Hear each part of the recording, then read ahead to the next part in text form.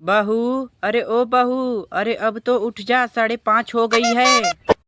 अरे नहीं बाबूजी, मुझे तो 2-3 घंटा और सोना है। मैं तो कम से कम 10 बजे उठूंगी।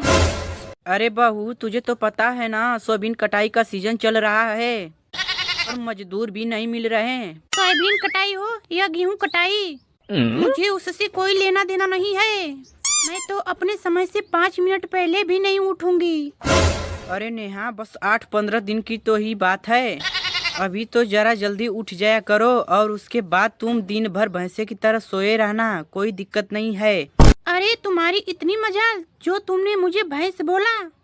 जाने दो बाबूजी को, मैं तुम्हें कमरे में बंद करके झाड़ू झाड़ू मारूंगी। ये देखिए पापा, मैं इसे कुछ भी काम के लिए बोलता हूँ तो ये मुझे मारने की सीधा धमकी देती है। अरे नालायक, ये तेरी ही कमजोरी का नतीजा है, वरना हमारे जमाने में बीवियाँ तो पति के आगे चू भी नहीं करती थी। अब जाने दो पापा, मुझे ज्यादा चने की झाड़ पर मत चढ़ाओ, वरना मैं इसे गुस्से में आकर एक आध झापड़ मार दूंगा तो ये आपके जाने के बाद ये मुझे कमरे में बंद करके पीटेगी। क्यों बहू, तुम्हें अपने पति के साथ ऐसा तलुक करते शर्म नहीं आती? देखो, मैं तुम लोगों को शराफत से बोल रही हूँ। चुपचाप मेरे बेडरूम से बाहर निकल जाओ और मुझे आराम से सोने दो, वरना मुझे गुस्सा आ गया तो तुम दोनों को एक साथ बोरी में बांध कर पीटूंगी।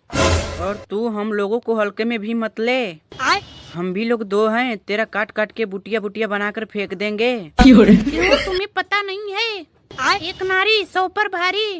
और तुम लोगों तो दो हो, मैं तुम लोगों को मार मार की चटनी बना दूंगी। ठीक है मेरी माँ, अगर नहीं चलना है सोयाबीन काटने तो कोई दिक्कत नहीं है। मैं अपने बेटे के साथ जा रही हूँ सोयाबीन में सोयाबीन काटने, तेरा जब मन करे तब चले आना या मत आना, और हमारे लिए कम से कम समय पर खाना तो बना देना। ये हुई ना बात, अब आया ऊंट पहाड़ के नीचे।